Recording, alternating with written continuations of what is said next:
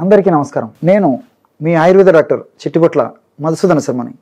మనం ఈ వీడియోలో థైరాయిడ్ సమస్యకి చక్కటి గృహ వైద్యం అనేటువంటి అంశాన్ని గురించి తెలుసుకోబోతున్నాం. ఈ రోజుల్లో థైరాయిడ్ సమస్య విపరీతంగా పెరిగిపోతుంది. అంటే ఎక్కువ శాతం మందిలో థైరాయిడ్ సరిగా పనిచేయకపోవడం వల్ల వచ్చేటువంటి సమస్య అయినటువంటి హైపోథైరాయిడిజం అనేటువంటి సమస్య మరీ విపరీతంగా పెరిగిపోతుంది.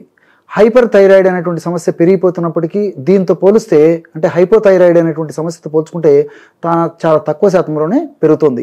ఏది ఏమైనప్పటికీ మరి థైరాయిడ్ సమస్య అనేటువంటిది ఒక జీవన శైలికి సంబంధించినటువంటి వ్యాధి. అంటే మెటబాలిక్ డిసీజ్ లేదా మెటబాలిక్ డిజార్డర్ అనేటువంటి పేరుతో సర్వసాధారణంగా చెప్తూ ఉంటారు అనమాట.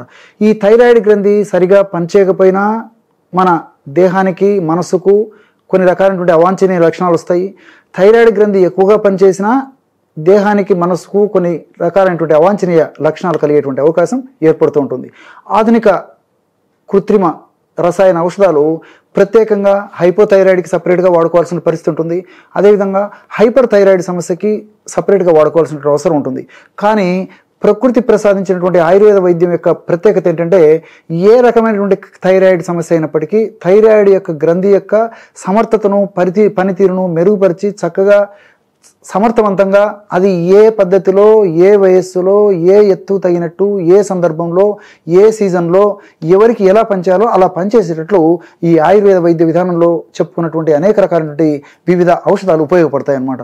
మరి అలాంటి ఔషధాల్లో మనం ఇప్పుడు చెప్పుకోబోయేటువంటి ఔషధం కూడా చాలా సమర్థవంతంగా పనిచేస్తుంది. ఆ ఔషధం ఎలా తయారు చేసుకోవాలంటే కేవలము 4 పదార్థాలతో ఔషధాన్ని తయారు చేసుకుని ఆ యొక్క సమస్య నుంచి మనం బయటపడేదానికి అవకాశం ఏర్పడుతుంది. ఎలాగంటే ధనియాలను వేయించి చేసినటువంటి చూర్ణము ఒక 20 గ్రాములు తీసుకోండి. ధనియాలని వేయించి చూర్ణం చేసి పెట్టుకొని ఒక 20 గ్రాములు ధనియాల చూర్ణం తీసుకోవాలి. అలాగే రెండవ పదార్థంగా పసుపు కొమ్మలను దంచి తయారు చేసుకున్నటువంటి ఈ యొక్క పసుపుని ఒక 20 గ్రాములు తీసుకోండి. మూడవ పదార్థంగా శొంఠిని దంచి చూర్ణం తయారు చేసుకొని ఒక 20 గ్రాములు తీసుకోవచ్చు. లేకపోతే శొంఠి పొడి కూడా మనకు మంచిది మార్కెట్లో దొరికేట్లయితే అదైనా తీసుకోవచ్చు. మంచి పసుపు మనకు మార్కెట్లో దొరికితే అదైనా వాడుకోవచ్చు అనమాట. కాబట్టి శొంఠి పొడి ఒక 20 గ్రాములు తీసుకోండి. చివరగా మిరియాలను కాస్త వేయించేసేసి పౌడర్ లాగా తయారు చేసుకొని ఆ యొక్క పౌడర్ని 20 గ్రాములు తీసుకోండి. ధనియాల పొడి 20 గ్రాములు, పసుపు పొడి 20 గ్రాములు, శొంఠి పొడి 20 గ్రాములు, మిరియాల పొడి 20 గ్రాములు. ఈ పదార్థాలు చూర్ణాలు సపరేట్గా కలుపుకోవచ్చు. లేదంటే అన్నిటినీ ఒకటేసారి కలుపుకొని మిక్సీలో కలిపేసేసి మిక్సీ తిప్పేసేసి చూర్ణంలాగా తయారైన తర్వాత దాన్ని జల్లిని చూసుకొని అది కూడా వాడుకోవచ్చు అనమాట. మీకు ఎలా వీలైతే అలాగా వాడుకోవచ్చు.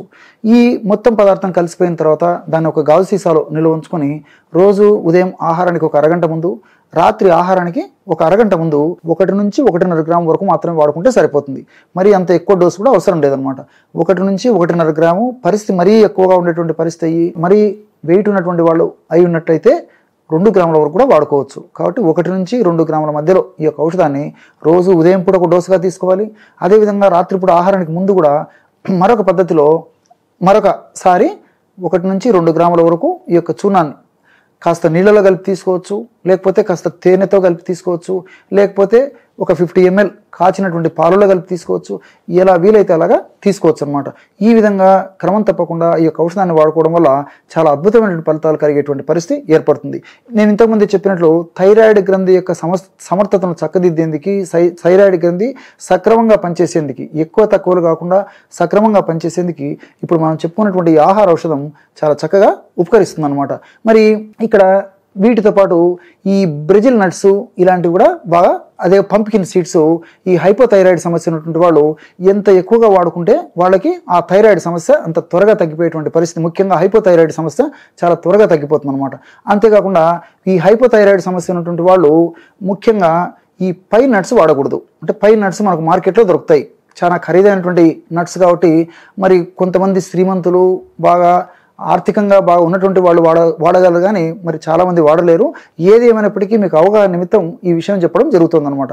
పైన్ నట్స్ వాడుకోకూడదు. అట్లే శనక్కాయ పప్పు, అదే గ్రౌండ్ నట్ పల్లీలు అంటారు కదా, ఆ పల్లీలు కూడా హైపోథైరాయిడ్ సమస్య ఉన్నటువంటి వాళ్ళు ఎక్కువగా వాడకూడదు అనమాట. ఎప్పుడో ఒకసారి కొద్దో గొప్ప ప్రమాణంలో వాడుకోవడంలో అంత ఇబ్బంది ఉండదు, కానీ తరచుగా ఎక్కువ ప్రమాణంలో వాడడం ఏమాత్రం మంచిది కాదనమాట. మరి ఈ చిన్న చిన్న జాగ్రత్తలు తీసుకుంటూ నేను చెప్పినటువంటి పద్ధతిలో ఈ యొక్క ఔషధాన్ని వాడుకోవడం వల్ల చాలా మంచి ఫలితం కలుగుతుంది. అంతేకాకుండా మరి ఈ ఔషధం మొదలుపెట్టిన తర్వాత సడన్గా వాళ్ళు వాడేటువంటి ఆధునిక కృత్రిమ రసాయన ఔషధాలు అంటే ఇంగ్లీష్ మందులు సడన్గా ఆపకూడదు అనమాట. కాబట్టి ఆ మందులు వాడుతూ ఇప్పుడు నేను చెప్పినటువంటి ఔషధాన్ని కొనసాగించాలి.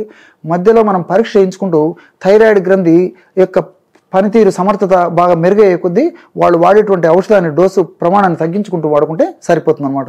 ఈ విధంగా కొన్నాళ్ళ పాటు వాడుకోవడం వల్ల చాలా మంచి ఫలితం కలుగుతుంది. చూశారు కదా, ఇటువంటి చక్కనైనటువంటి ఔషధాన్ని ఈ థైరాయిడ్ సమస్యకు మీరు ఈ వీడియోలో తెలుసుకున్నారో. మరొక వీడియోలో మరొక అంశంతో మళ్ళీ కలుద్దాం. అంతవరకు నమస్కారం. మీ చిట్టిబొట్ల.